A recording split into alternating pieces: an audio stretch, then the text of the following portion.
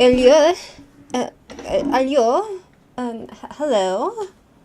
Welcome to Shmirchik Fetcher's Corner, where you'll experience all the unpleasantness that comes with me. Right. So I thought, okay, tonight is actually PaSsover.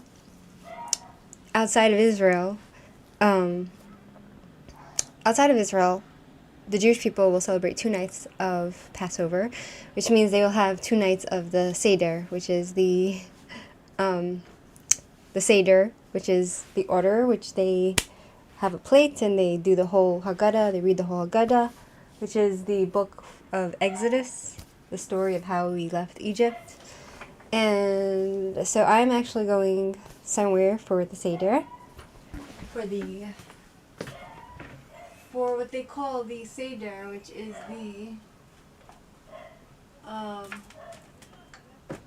which is actually, I have to find it. Oh my god. Right, so I have to find my Haggadah. So I thought we should watch together what is, by an AI presentation that I found on YouTube, what exactly is PaSsover and how it's celebrated. By the way, right, just to put this out there, I noticed that there are people who subscribe to my channel and unsubscribe. I'll make it very clear, if you are somebody who is anti-Israel in any way, don't bother subscribing to my channel, right? Unsubscribe right now if you're anti-Israel.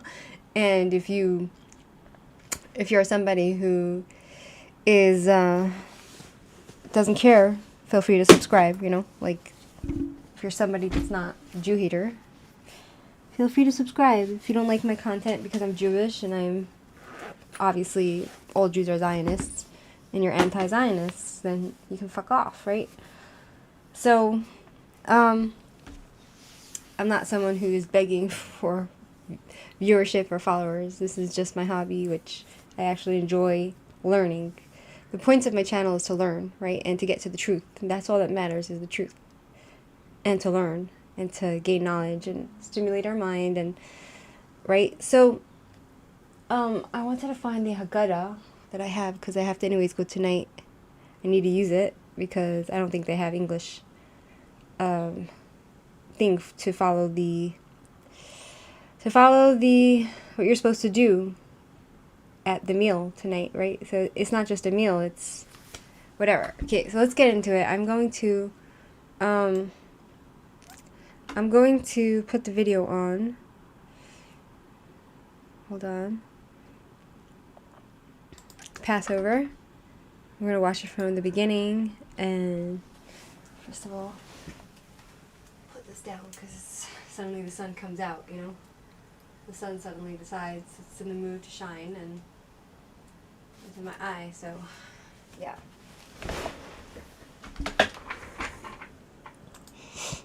The table, eat matzah, drink 4 cups of wine, and on the Seder night, we all gather around the table, eat matzah, drink 4 cups of wine, and ask questions.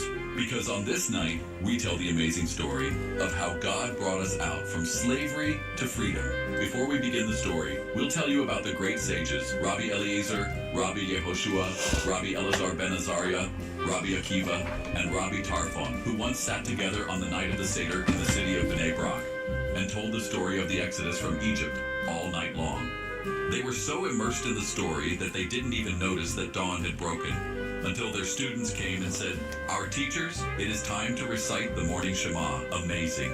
These great sages knew everything, yet they taught us that no matter how much we know, there is always more to learn. Exactly. And we are obligated to tell the story of the Exodus from Egypt. This is Judaism, my friends. You're supposed to learn and you're supposed to know more and more. It's all about knowledge and education and learning, right?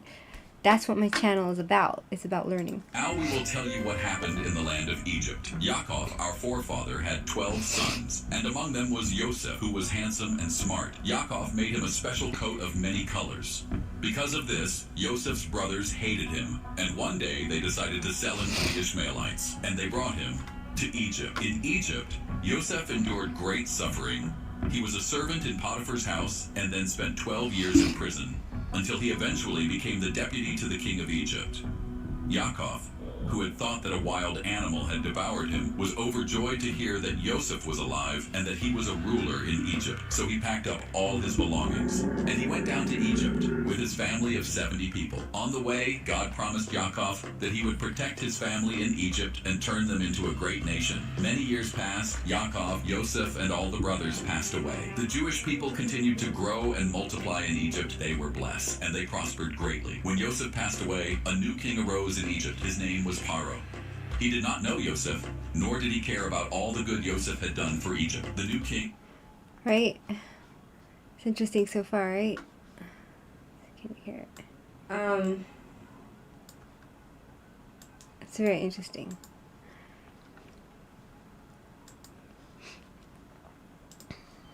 Where are we? Here. Oh, no, we're here. Continued to grow and multiply in Egypt. They were blessed, and they prospered greatly. When Joseph passed away, a new king arose in Egypt. His name was Paro. He did not know Joseph, nor did he care about all the good Joseph had done for Egypt. The new king was afraid of the Jewish people because they were numerous and strong. He said to his people, "Let us deal shrewdly with the Jewish people, lest they multiply and fight against us." The verse says, "And the Egyptians treated us cruelly and afflicted us, and they imposed hard labor upon us." The Egyptians began to enslave the Jewish nation with harsh labor. They built great cities for Paro and worked in the fields. But the more the Egyptians oppressed them, the more the Jewish people multiplied. When Paro saw this, he decided on a terrible and dreadful decree. Every baby boy born to the Jews was to be thrown into the Nile. He summoned the Hebrew midwives, Shiphrah and Puah, and ordered them to kill the newborns. But the midwives were righteous women. They refused. They told Paro that the Jewish women give birth before the midwives arrive. This is how they saved the babies. In those difficult days, the Savior of Israel was born. Moshe, our teacher, his mother, Yocheved, hid him for 3 months so he would be spared from Paro's decree. But then she could no longer hide him. She built a small basket, coated it with tar to keep the water out, and placed the baby inside it. That day, Paro's daughter went down to bathe in the Nile, saw the baby, and decided to take him in. Moshe grew up in Paro's palace. When he became an adult, he went out to see his fellow brothers and saw how much they were suffering. It's important to note that the main hardship of the enslavement occurred during the last 86 years.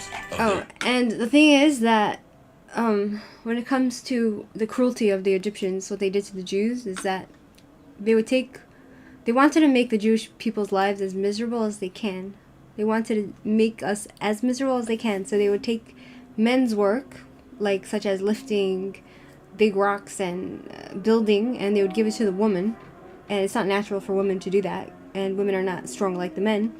And they would take women's work, like cleaning, taking care of whatever, the household chores, to the men, which was not natural for them. So in this way, they tried as much as possible to make the Jewish misery as much as they can, right? And I think here it's another thing about how Pharaoh thought that if he got rid of all the males, that the Jewish people would cease to exist, because they would take all the females and they would take all the women for themselves, because the women were beautiful and the Egyptians were ugly. The Jewish women were beautiful and the Egyptians were ugly. That's a fact. And so they wanted to take the Jewish women for themselves and any children that the Jewish women would have, because they thought because the fathers would be Egyptian, therefore the children would assimilate and be Egyptian. But here we see the beauty of Judaism, where you're Jewish only if your mother's Jewish. So regardless of how many times they try to get rid of the male boys, right, because of this law that if your mother is Jewish, you're Jewish, it goes according to who your mother is. Therefore, you know, it was Judaism survives anyway, right? I guess, from what I'm trying to say, right? Like, even if the women, all the males are gone, any child, even from an Egyptian father, the children would still remain Jews because their mother is Jewish. And this is something that Pharaoh didn't understand, right? And it's interesting because there is like a movement within Israel of Jewish fathers who have they have children with non-Jewish women, and their children are obviously not Jewish, right? And so the non-Jewish kids of those fathers, they want to be they want the same, they want to be known as Jewish, right? They claim to be Jewish when clearly, according to Jewish law, they're not Jewish because their father's Jewish and their mother's not. What makes you Jewish is if your mother's Jewish, right? And so, like, what's the point? The point is that the law is what counts, and the law is what matters. And the point is, what's the point about the people who want to make it a patrilineage? They want to take, a lot of these people, they want to take the honor of being Jewish if your mother's Jewish. They want to take that honor of the women being the gatekeepers to Judaism, to being a Jew, ethnically, spiritually. They want to take that away from the woman, and they want to just, anyone can be a Jew. If your father's Jewish, then you're Jewish, and your mother's not, then you're not Jewish. But I think it's very important for people to respect an ancient tradition, right? And not to fight to try to claim something that they're not, right? And all those people that want to claim they're Jewish because their father is Jewish, like, if you really cared to be Jewish, then you'd go about it the right way. You wouldn't try to trample on our traditions and try to be something that you're not, right? And so that's my message to people who have a Jewish father. The rabbis are actually very lenient when your father is Jewish and you're not, because your mom's not Jewish. The rabbis will be very lenient, and they'll actually make it easier for you to convert, because it's better for the soul of the father if their children are Jewish, right? And so that's my message to those who they want to be considered Jewish through their patrilineage, right? So continuing on to PaSsover, right? The story of PaSsover. Mm-hmm. That day, Paro's daughter went down to bathe in the Nile, saw the baby, and decided to take him in. Moshe grew up in Paro's palace. When he became an adult, he went out to see his fellow brothers and saw how much they were suffering. It's important to note that the main hardship of the enslavement occurred during the last 86 years of their time in Egypt. The Egyptians imposed backbreaking labor on the Jewish people. Women's work was assigned to the men, and men's work to the women. Exactly. The women were forced to draw water, chop wood, and gather crops in the fields. The construction work was unbearably difficult. Every Jew was required to produce 400 bricks every day. Additionally, they were forced to build on sandy ground, and everything they built sank into the earth. The Egyptians treated the Jews with humiliation. Jewish men worked for Egyptian women, and Jewish women served Egyptian men.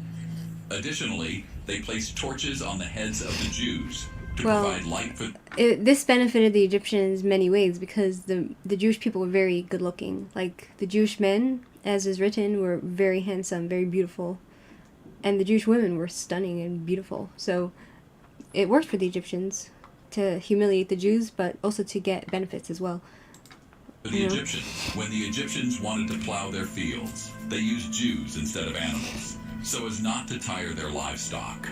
When Egyptian children heard a Jewish baby crying, they would call their fathers, who would then throw the male infants into the river. It was like a Holocaust. Egyptians burned It was a horrific Holocaust, what the Egyptians did to the Jews back then. Jewish children as sacrifices to their gods. Paro contracted leprosy, and in order to be cured, he would bathe in the blood of 150 Jewish infants in the evening, and another 150 in the morning. The condition of the Jewish people was dire. See, this is something that it's a non-Jewish tradition, going back thousands of years, to drink blood, to sacrifice your children to your gods, to bathe in, like, murder babies. And, I'm not saying that today people do that, right? But what I'm saying is, any accusation that is leveled against us, it's usually the crimes from your past that you're projecting onto us because of the guilt that you feel. And it's unbearable. I know it's a weight that is unbearable, but get over it, like, if you didn't do anything wrong, then what are you pointing fingers for? Do you know what I'm saying? That's why I think that anybody that comes to a Jewish person and points fingers and calls us baby killers, usually, if we go digging around your house, we'll probably find some skeletons, right?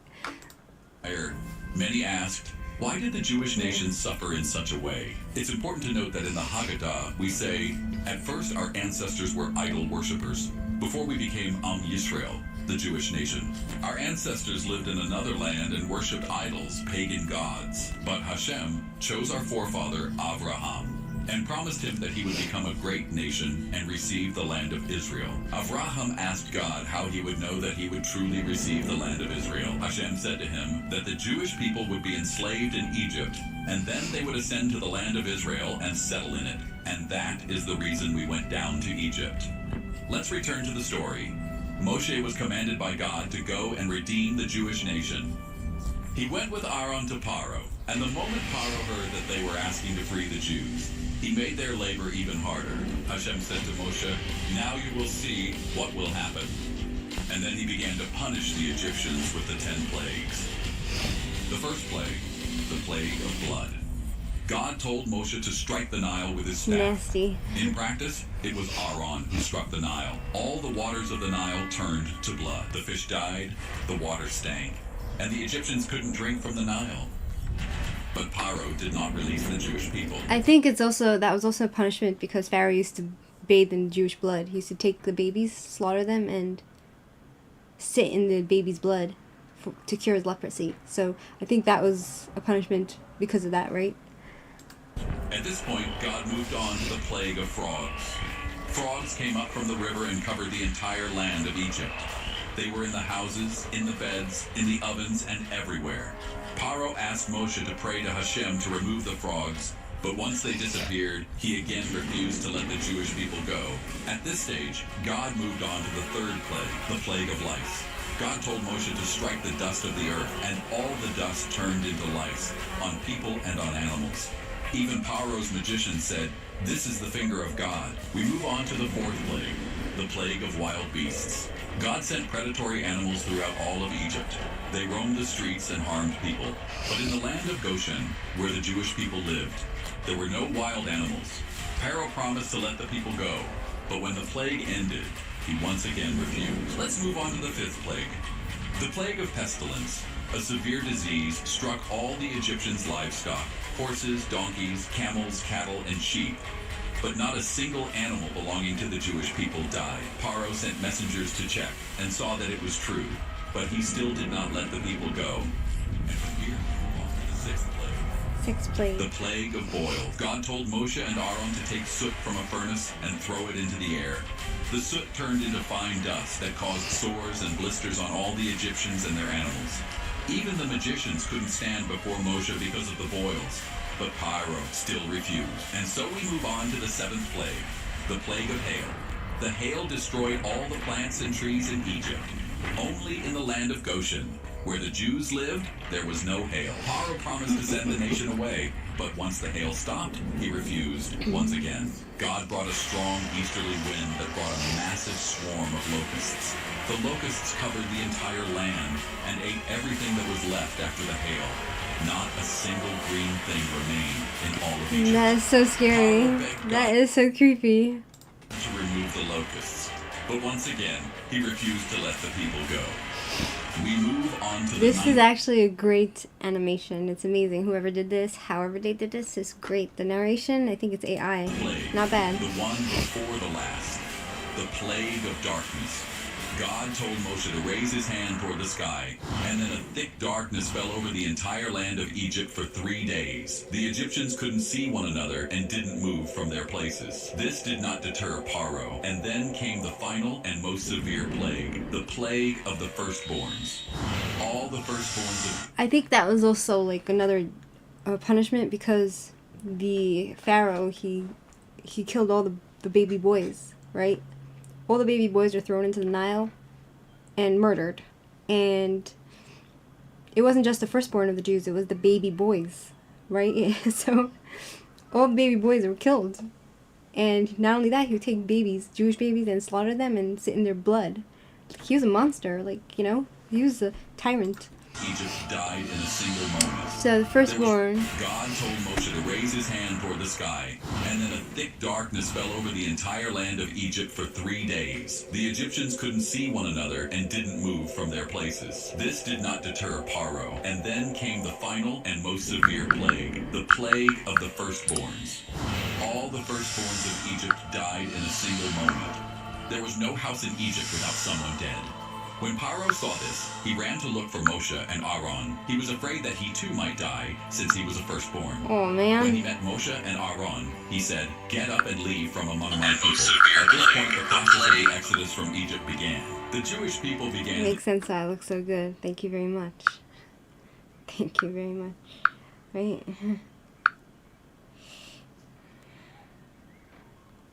Okay, continuing on. Let's see.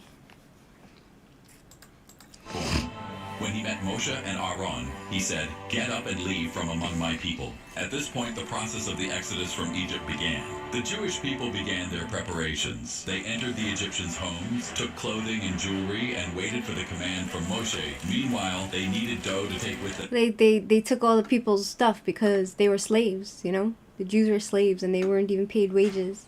What makes a person a slave is when they work for free and they're abused. So it's basically just taking that which they deserve. Them on the journey, but the dough didn't have time to rise, and at the break of dawn, Moshe called out to the entire Jewish nation and began leading them out of Egypt. As we say in the Haggadah, we were slaves to Paro in Egypt. The Egyptians forced us to work very hard to build cities and make heavy stones. They didn't let us rest and made things harder and harder for us. But God saw our suffering and decided to save us, as it says in the Haggadah. And God heard our voice, like it says in the verse, and God heard their cry, and God remembered his covenant with Avraham, with Yitzhak, and with Yaakov. And the Lord brought us out of Egypt, not by an angel, not by a saraf, and not by a messenger, but the Holy One, blessed be he, did it in his glory by himself. As it is said, "On that night I will pass through the land of Egypt, and I will smite every firstborn in the land of Egypt, from man to beast, and I will carry out judgments against all the gods of Egypt. I am the Lord." Now, the Jewish people are marching towards the Red Sea. Paro regrets letting them go and begins the chase after the Jewish people. But there's no need to worry. This is a divine plan, carefully orchestrated. At the point when the Jews reached the edge of the sea, Moshe stood over the water, and the sea split into two. It was the greatest miracle witnessed by the entire world.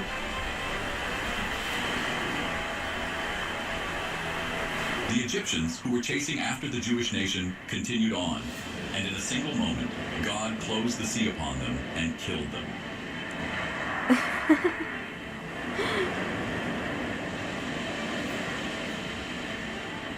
Don't mess Rabbi with Yossi the ocean. Hagili, Rabbi Eliezer, and Don't mess with the God of Israel, the one invisible God of Israel. And don't mess with the ocean. Don't fuck with the ocean, and don't fuck with the God of Israel, the one invisible God of Israel, who's not an image or a form. And do not fuck with nature.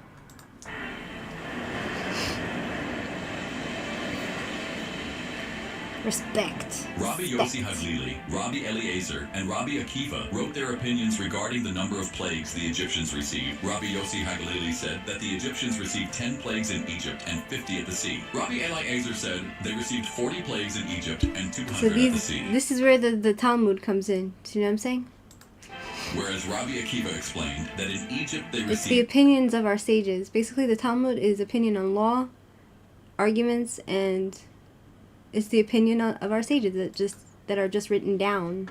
That's what's so fascinating about our way, right?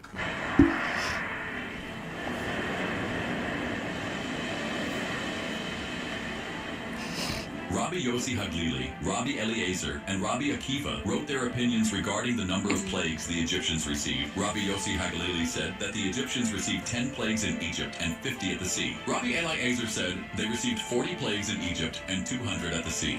Whereas Rabbi Akiva explained that in Egypt they received 50 plagues, and at the sea they received another 250 plagues. And so the Egyptians died, and the Jewish people breathed a sigh of Where's relief. the women? In the Haggadah, we sing Why do we only see men? We need to see women.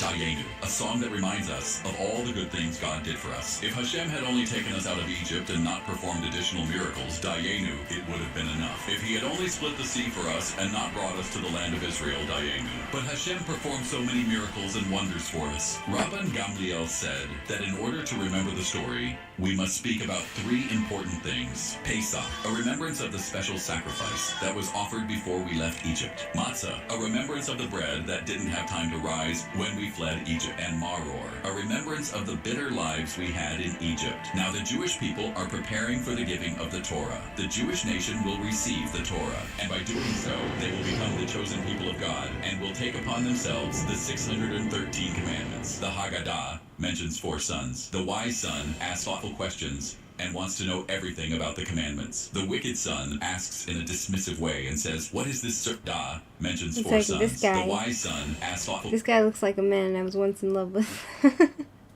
Even though he's old.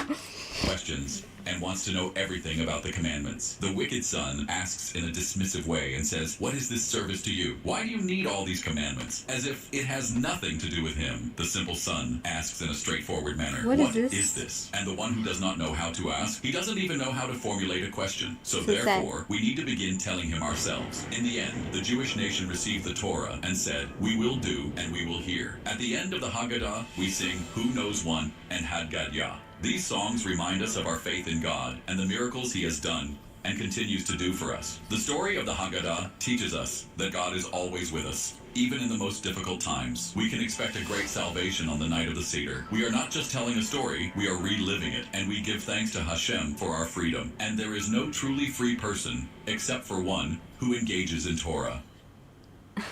Some of the AI is scary, but that's very beautiful. Anyway, that's the tradition, my friends. And so that's the story in short of what happened on PaSsover, right? That's the story in short, what happened on PaSsover. So now what we're going to do is we're going to, what are we going to do? We can look at the news, we can, I'm not sure what I want to do. See what I'm saying? What can we do? Let me see, where's my Haggadah? You know, like I need it for tonight, right? It's basically the book that we use for PaSsover. I had it all along, and suddenly when I need it, it's gone. It should be somewhere up here. I have to find it. Whatever, I'll have to do it later. What else? I need a bathroom. Maybe we'll look at the news. Excuse me.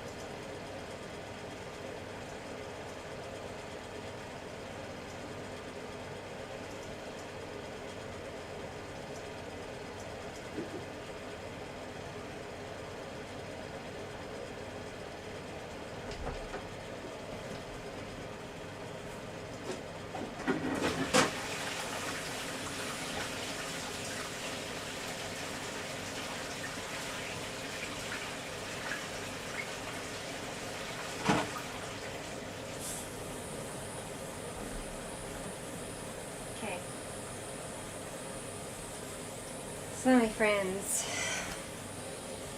let's see what's new. I'm going to pull the shade a little bit.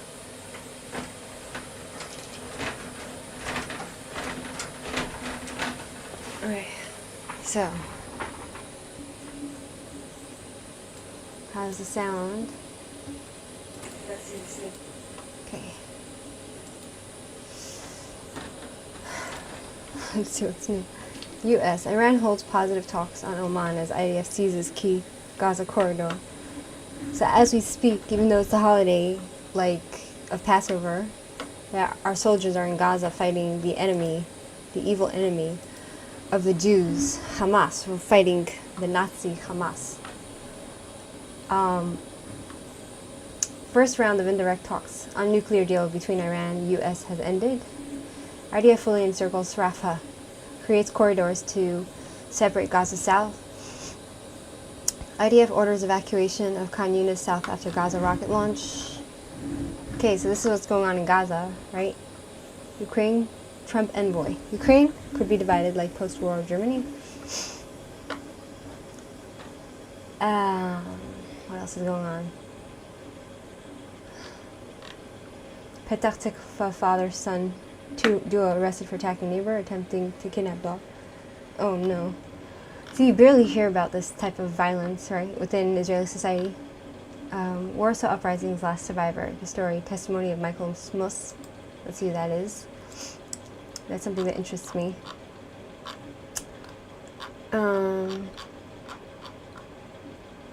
Okay, so everyone has a story, and every life is a story lived, but those who lived through the atrocities of the Nazi regime share stories that challenge our ideas of human capabilities.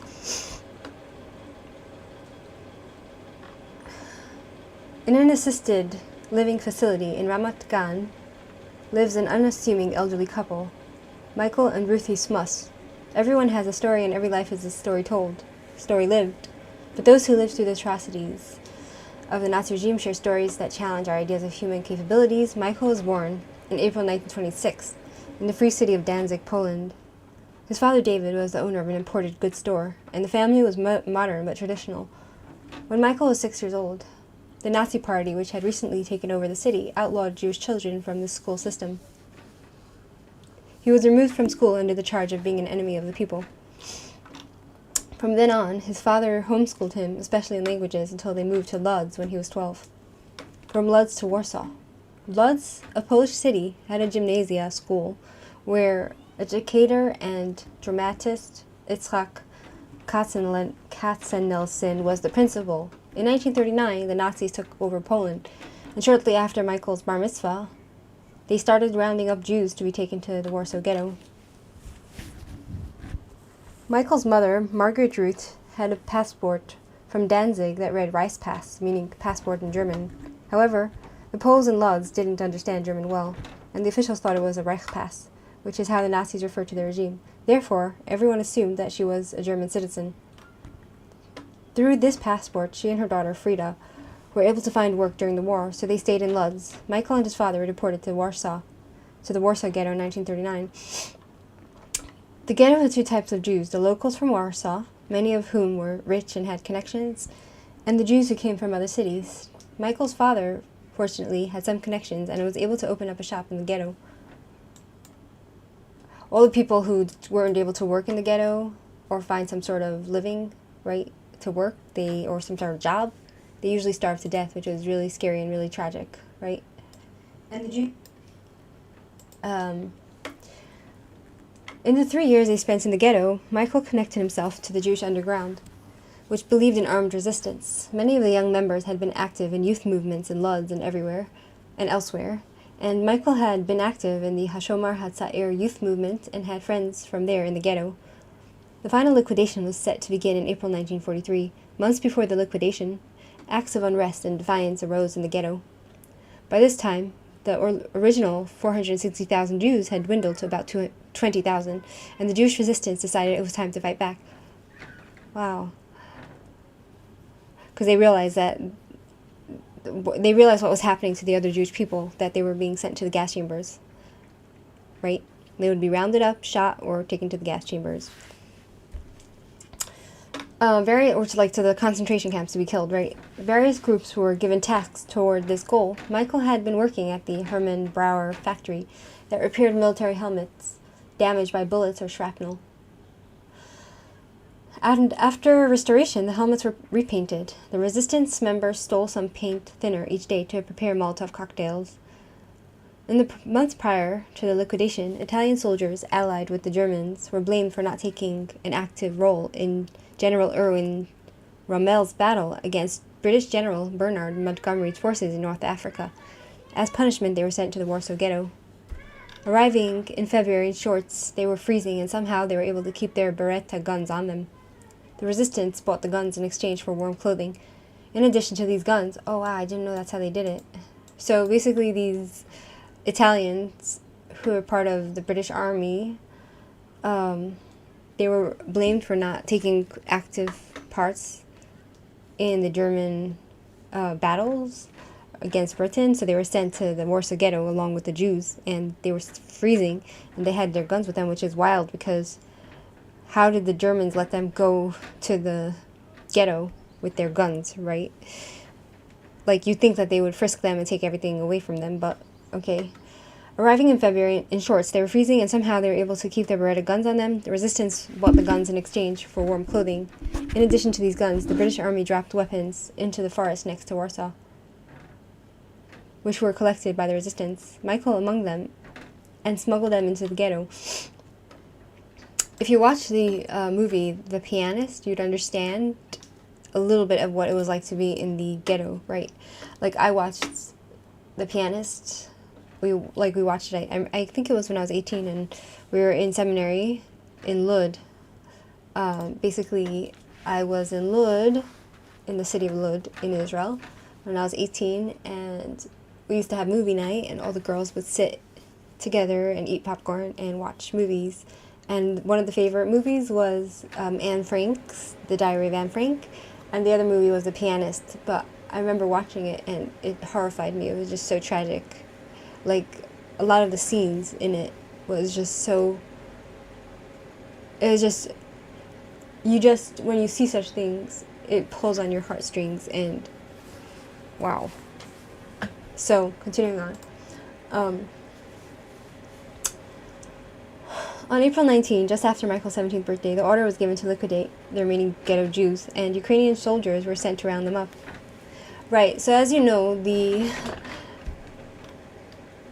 oh my god, right, so...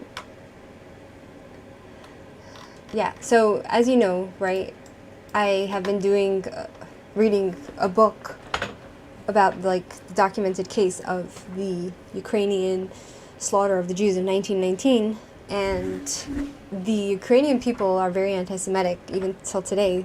They just have this hatred towards Jews, and so it seems like they were very zealous to join in with the Germans, Nazis, against Jews. So here it says, Ukrainian soldiers are sent to round the Jews up in the Warsaw Ghetto to kill them, right? They called everyone from a megaphone to come out and line up, but as they marched into the ghetto, the soldiers were met by a surprise attack. From every balcony and window, they heard gunshots, and from rooftops came burning Molotov cocktails. Wow, I'm so impressed by the resistance, right? Like, armed resistance from Jews who are, like, basically so sick and starving, but they managed to fight back, right? And what's happening today, right, with Hamas, we are just resisting against Hamas Nazi terrorists who are trying to kill us just like the Germans killed us in the 1940s, right? So, the resistance fighters were elated, right? In shock, they ran out of the ghetto to save their lives, right? So from every balcony and window, they heard gunshots, and from rooftops came burning Molotov cocktails. In shock, they ran out of the ghetto to save their lives. The resistant fighters were elated, not having planned to survive the attack. As Michael said, even if we had been killed on that day, we would have died happy. They were the few who could actually execute some form of partial justice against the Nazis. The first day started what was to be the most significant rebellion against the Nazis by their victims. On the second day, the Germans and Ukrainians entered with an armored personnel carrier along with the soldiers, but a resistance fighter placed a Molotov cocktail under it, which caused enough damage to stall it in its track.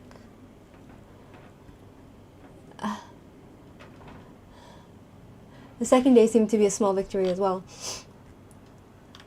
And this is the picture of Michael and his father, who are circled, right? Father David and Michael in this picture. I'm not sure if you can see.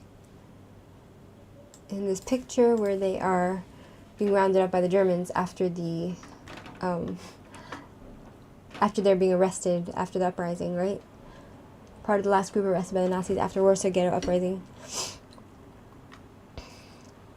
Right, so the Germans then decided to go all out. They appointed SS Commander General Jürgen Stroop. It's like, how dare the Jews fight back and not go to their death like sheep to slaughter? Like, how dare we refuse to roll over and die, right? Like, how dare we? And today it's the same exact thing that's going on. Like, how dare the Jews fight back against the Nazi Hamas terrorists? How dare we? How dare we not just roll over and die, right? Like, that's the attitude of Jew haters today, who think that they like to twist the entire narrative and make us into monsters when we're just resisting, right? Like, we're the resistance against Hamas terrorism. We are resisting and we're kicking ass, right?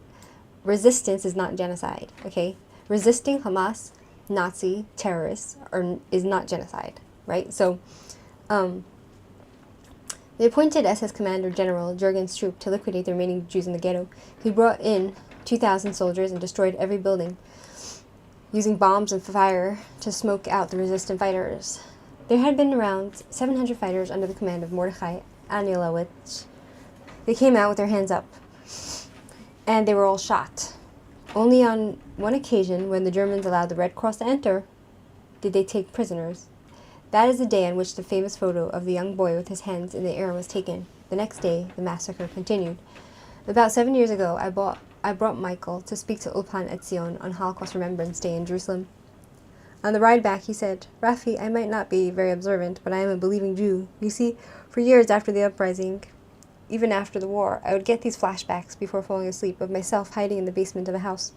As the Germans bombed house by house and smoked the survivors out, every 15 minutes I could hear someone scream, Shema Yisrael. It's like the prayer when every Jew dies, they say it, right? Followed by submachine, gunfire, and silence. Shema and gunfire for days on end. It shook me to the core. You might say that is my Shema at night. So every time he goes to sleep now, even though he survived, when he says Shema Yisrael at night, that's all he thinks of. Like, that's trauma. Like, that is literal trauma. Hi, your mama. So,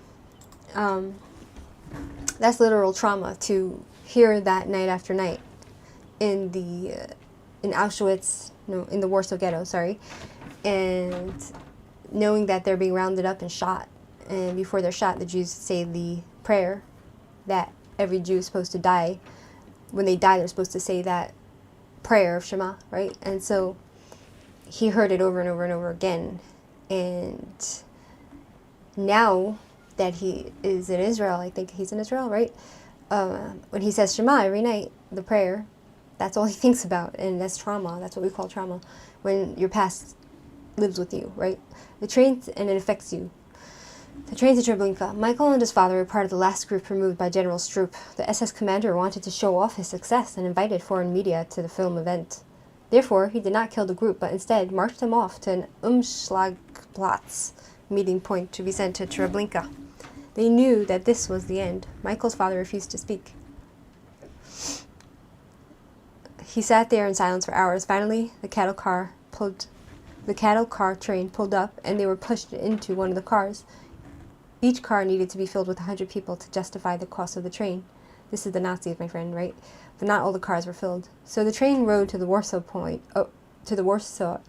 airport, where the Nazis collected 350 Jews who were working with freight planes to fill the spaces, after which it headed for Treblinka. It was a hot day, and between waiting for 2 days without food and water and the heat of the ride, many people died from dehydration. During the journey, there were 2 Ukrainian soldiers on the roof of every car, and the prisoners sought someone who understood Russian to listen to what they were saying. After a few hours, the train came to a halt. The voices of German officers screaming at each other could be heard from outside. The prisoners asked for someone who understood German. Michael's father knew German, but was still unwilling to speak, so Michael offered to translate. It could be that his father went into, like, a trance, right? Like, a trauma trance, sadly. So that's why he wouldn't, like, speak. The cattle car was packed to the brim, so they had to push Michael across the car until the wall and up to the windows, which were actually 2 openings covered by barbed wire. He literally had to walk over dead bodies to reach that point. Listening, he was able to figure out the argument going on.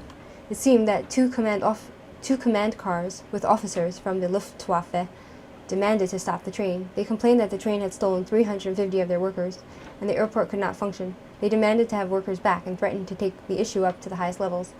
After about half an hour of arguing, the train officer gave in. Where are we?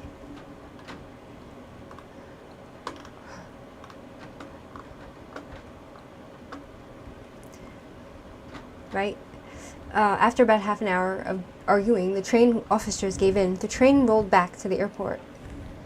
The cars were open, and 350 names were called out to descend. Meanwhile, two more labor contractors approached the train, looking for 100 workers with experience in handling factory machinery. Michael offered himself, his father, and his resistance fighter friends for the job. Despite being covered with soot and smoke from their battle in the ghetto, they were taken on a truck to the Budzin concentration camp in the Lublin district. From there, they went to Mielek every day to work in a plane factory. Now, at the age of 98, looking back, Michael told me, when we left on the train to Treblinka, I was sure that my life was over. We all did. But when the train came to a halt, I felt with all of my being that on this day I was not going to die. I felt that God was smiling at me. I had never felt anything like that before. The work camps. The head of the Budzin camp was a sadistic murderer named Reinhold Fakes.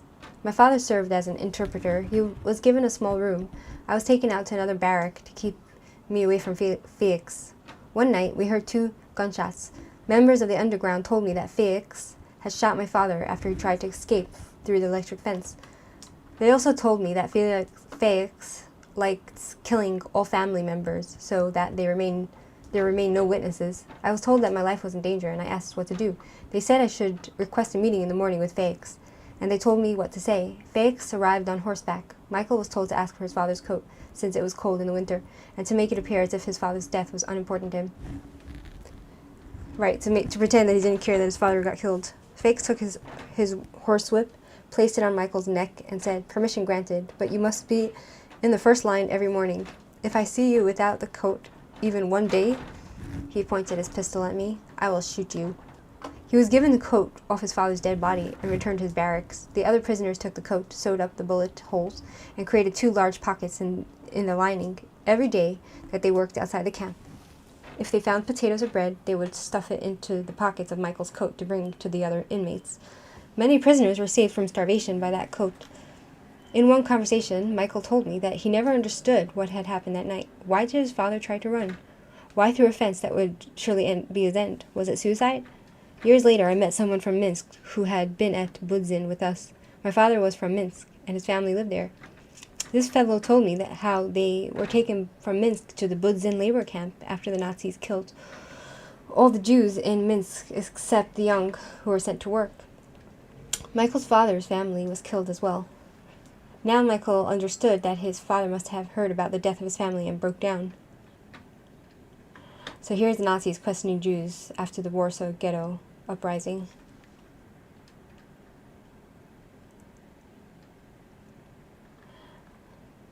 Look at all these Nazis laughing, like they're sadistic, you know, if you look at their faces, how happy they are.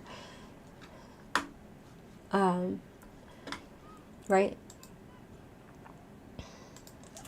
Flossenburg concentration camp. Michael's friends from the underground knew he had to leave Budzin. They were able to find him working in Mielek with Heinkel bomber planes, where he stayed until the assassination attempt against Hitler in July 20, 1944. Then the whole group was sent by train to work in a Messerschmitt aircraft factory in Bavaria. The train went to Auschwitz in August 1944. It stayed there for just a few hours, but I could hear people crying for water outside the window, Michael recounted. They then continued on to Flossenburg. We reached Floss after about 2 days without food or drink on the train, and by then we were not able to stand up. The prisoners there threw water at us and helped us drink. As I entered the Flossenburg camp, the stench of burning bodies from the crematorium reached them immediately. They told us to remove our clothes and shaved off our hair, all our hair. We were sent downstairs to the showers. We were afraid it was gas, but actual water came out. I was given the number 60109. They wrote numbers on our foreheads. A 1 meant strong enough to work in the quarry. I got a 2, which meant work in the factory. They were given striped pajamas like clothes and wooden shoes. Then they were taken to sign in for work. Michael said he had heard that the Germans had acquired IBM computers from the US and were probably entering all the names into a database. As I asked him his name, he suddenly thought of his mother and sister-in-laws. What if the Germans, through the database, could find out that they were his family? Would they now be arrested too? Your name, the officer asked him. Michael froze. So he'd say, he heard himself say, meaning, what does he want, in Polish. He said it again, so the officer figured that was his name. So in his record, he was registered as Sohis Smus. Michael went to work with a big smile, feeling that he had outsmarted the system. The Death March. Because basically his mother had, because she had a German name on her passport, they thought she was a German non-Jew. So somehow, we're not sure if she got found out, but at this point he thought his mother was still alive because she had a German passport that with a non-Jewish sounding name, right? Hi Flirbit, self-sacrifice, now that's taking one for the team. Yeah. So, hi Filbert. Michael remained in, here we're going to talk about the Death March, right? Michael remained in Flossenburg until April 1945. From a distance, the inmates could hear U.S. General George S. Patton's tank. One day, an ambulance appeared with members of the Swedish Red Cross, who gave each of them a loaf of bread. They were told that all Jews in the camp were being exchanged for German soldiers. Not Jewish. Okay, they were told that all Jews in the camp were being exchanged for German soldiers held by the Americans. They didn't know that it was a trick by the Germans, though, as Hitler had ordered all Jews to be killed. Right. The Jewish inmates were put on a train to Dachau that was bombed by American bombers who mistook them for German soldiers, and 133 Jews were killed. They returned to Flossenburg to bury the Jews, but they were cremated there instead. Michael was among those who carried the bodies to the crematorium. Afterward, the death marches to Dachau began. Where are we? For 6 days they marched without food or water. Those who fell were shot by the Germans. On the second day it rained, so they removed their caps to collect the water to drink as they marched. When they walked through a village, the villagers threw potatoes in front of them to make them move faster through the town. What? Why would they do that? As the American tanks drew near, the German soldiers fled. Michael and a friend approached a barn house in the village of Stamsride. A farmer came out, saw them, and brought them hot milk. Michael drank and passed out from starvation and fatigue, waking up in an American ambulance. So he was on a death march, and then the Americans were coming, the Germans fled, and then he woke up to Americans. That must have felt amazing after all that he'd been through.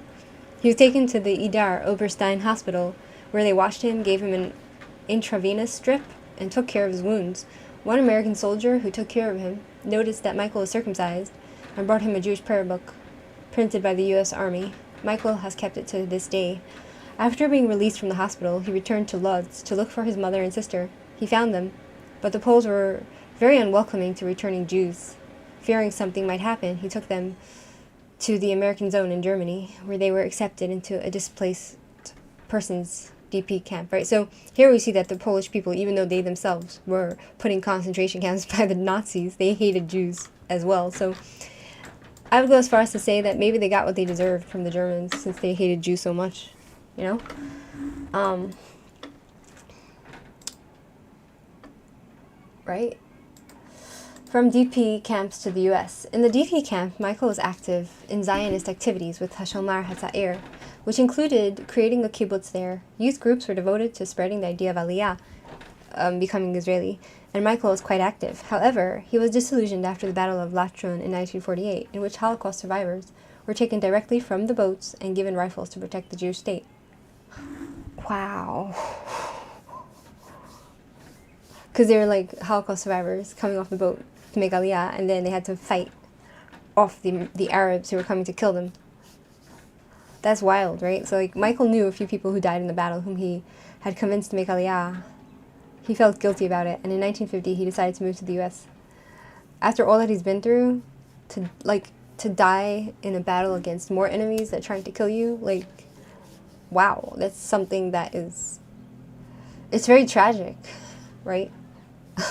So a lot of Holocaust survivors fought in the battles against the Arabs in 1948 and in the following battles, because all the Arab worlds combined waged war against Israel. Literally, there was one rifle for three Jews. That's how much weapons the Jewish people in Israel had at the time, and there were women who were fighting as well in the battle, and still Israel kicked the asses of well-equipped with people with the modern technology that they were the Arab armies. Apparently, they had modern machine gunnery. They had all the bulldozers they needed, all the arms they needed to fight against Israel, and they had modern from like Britain, and even with all their mighty aircraft and all their guns and all that, they lost to Jewish women and Holocaust survivors who had one gun for 3 people, right? And that is a shame that the Arabs can never get over until today. That's something that the Muslims just can't handle, because it's a humiliation, and they keep getting humiliated over and over again because they just won't give up their destructive genocidal tendency, which they inherited from their Quran and from their campaigns that their philosophy that they took up from Hitler. Like, they just can't get over the shame, but they're going to continue to be humiliated, right? So, and that's interesting when I hear that in 1950, he decided to move to the U.S. because he felt guilty that Holocaust survivors died in the battles in 1948, right? Which is really tragic. And it reminds me of how my father, when he left Russia as a refugee, potatoes are a symbol for hurry the fuck up, yeah? Not even Allah likes the Arabs exactly. So it's not even like the fact that they're Arab, because there's Christian Arabs who are good people, but it's the fact that they are devoted to their disgusting Nazi religion known as Islam. And also the Arabs that are Islamic, they think that they are the supreme Islamists, and anybody who is Islamic but not an Arab, you're second class. So, but the thing is that when my father left the USSR with his mom, he left as a refugee. He had a choice, right, to emigrate to America or to emigrate to Israel. And he knew what was going on within Israel, that the Jews were being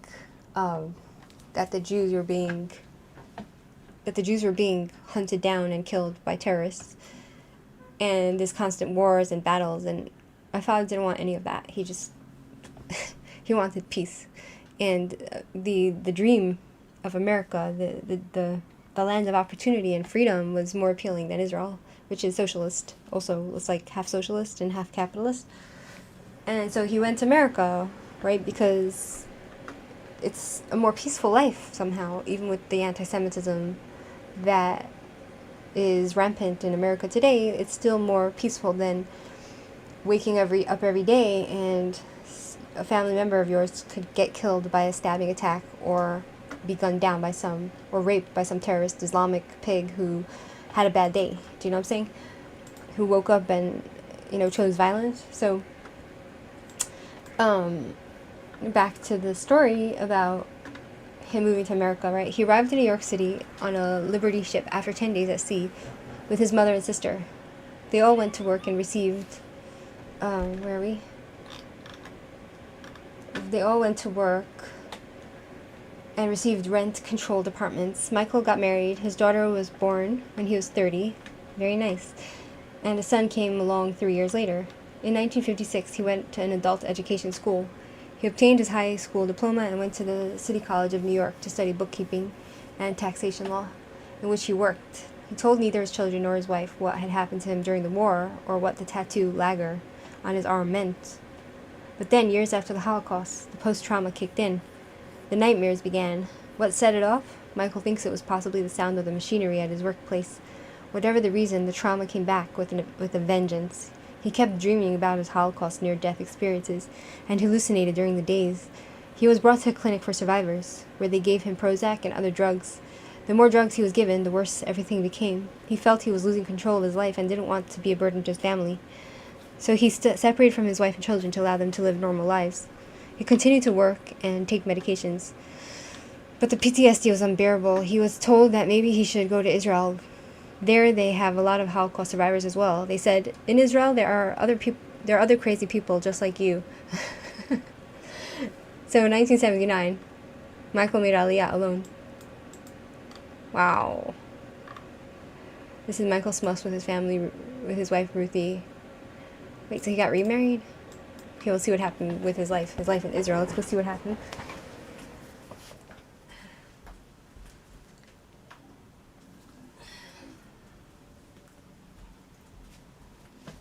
So, with his knowledge of languages, Michael found employment in a hotel.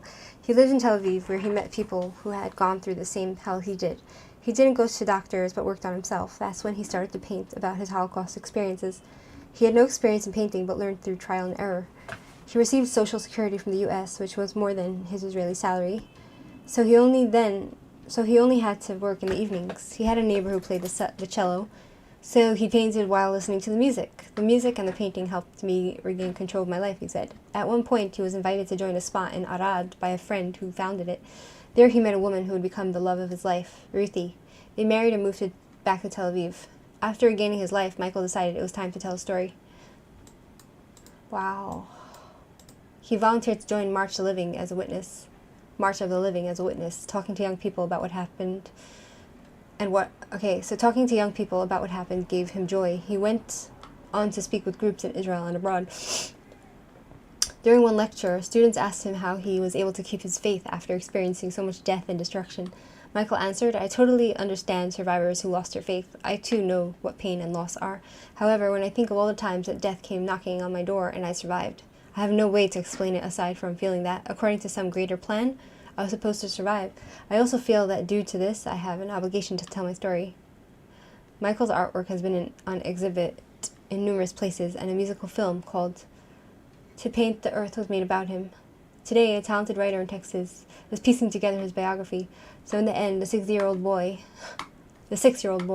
who in Germany was called an enemy of the people, became an educator of his people upon finding his home in Israel. Yeah, but I'm worried about his kids, Like, I hope they have a relationship with him. It's very sad when the kids lose the father. Like, one can't really judge him for having to leave to Israel to join other Holocaust survivors. But I just hope somehow his children, he has contact with them and his grandkids, and, right? I want to see his art. I really want to see his art, so,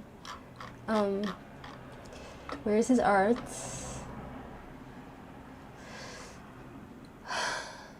What's his name? Michael Smuss.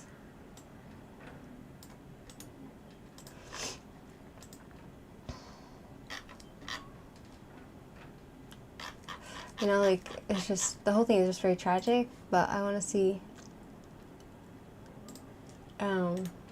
his art.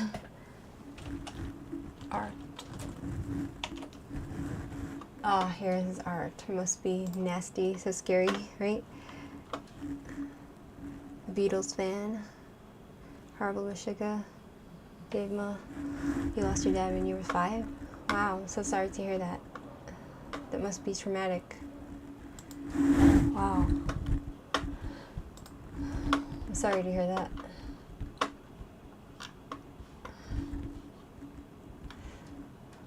So this is his art. So let's see if we can make myself smaller and look at his art. Oh, it's very small. The people in the death camps. This is horrific. Wow. So that's some of his art.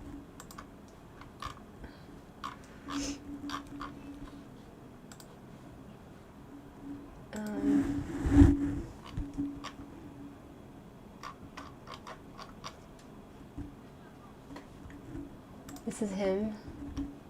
Okay.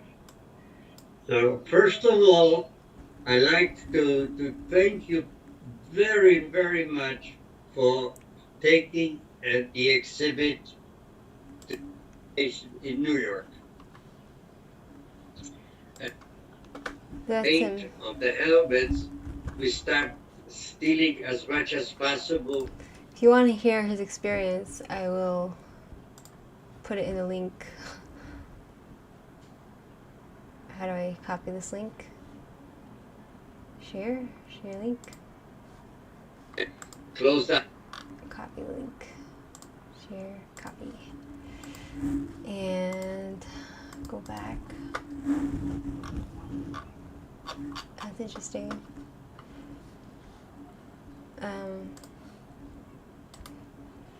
Paste. You want his. Okay, so now let's go and see the news. Other news.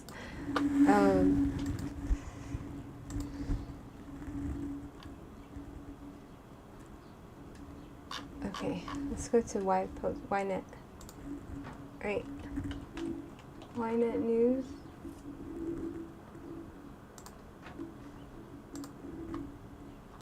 And Katz tells Gaza Israel can't help them leave Strip. Hostage families torn between Seder and Gaza.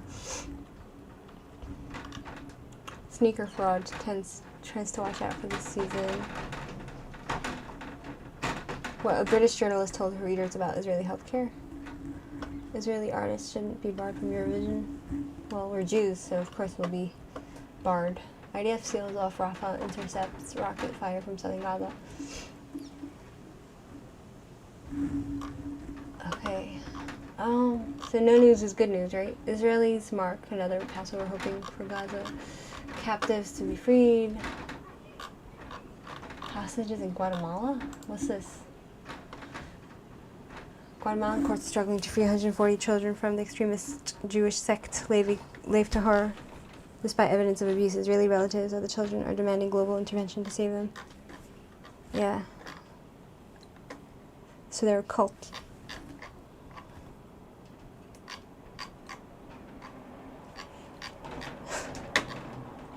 Very sad.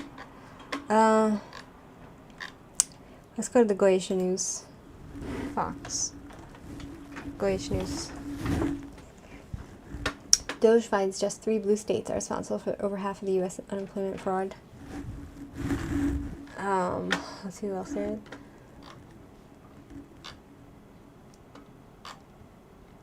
Okay, so that's that, my friends. Let's go see the forbidden network of CNN. CNN propaganda Nazi channel. Smartphones and computers exempt from Trump's tariffs. Okay. Anyway, yeah, that's that. I think that's all for today. I have a Seder to go to. I have a Seder to go to at 8, right? Sneaker Frog, huh? You must need a Daddy Stitch or 5. Who? I don't really want to go, but I should go to make my mama happy. And that's that, my friends. I have to go find stuff and get ready to go because right? Anyway, it's been real. Feel free to subscribe or unsubscribe. If you are a Nazi and a Jew hater and anti-Israel, then don't subscribe to my channel. And feel free to subscribe if you're pro-Israel and want to learn, right? If you're someone who wants to learn. Hi, John. I want to learn. This is a learning channel. So for those of you who are open to learning and you're open to hearing another narrative of the truth, which isn't Hamas, Al Jazeera, propaganda, Nazism, feel free to hang out, right? Anyway, have a great day. And I have a Shmirchik channel on Rumble. I have a channel on Rumble called Shmirchik, where I go there as well. So you can feel free to subscribe there. And have a great day, my friends. Thanks for hanging out. Byes. I hope it was informative. I hope it was informative about Pesach, right? Earlier in this live, we played a video about PaSsover, what it is. And that's that, my friends. Oh, gotta go. Okay. All the best. Bye.